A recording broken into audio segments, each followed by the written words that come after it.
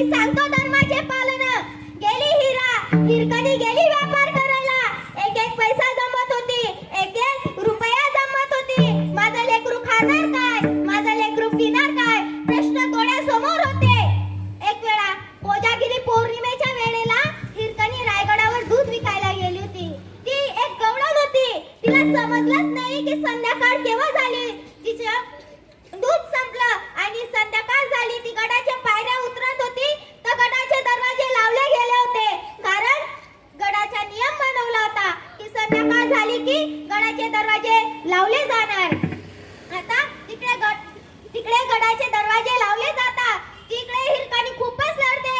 तिकडे पहारेकरी पण राहतात. ती पहारेकऱ्यांना पण सांगते, अहो पहारेकरी दादा, माझं लेकरू घरी एकटं झोपलं आहे, दरवाजा उघडा. तरी पहारेकरी दरवाजा उघडत नाही.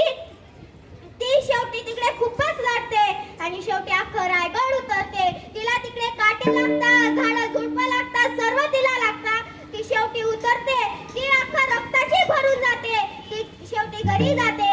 त्या बाळ रडत होतं तिकडे. ती जाते, त्या बाळाला घेते. अरे, इतिहासातील अशी ती एकमेव महिला आहे, ती हिरकणी आहे. विठ्ठल विठ्ठल.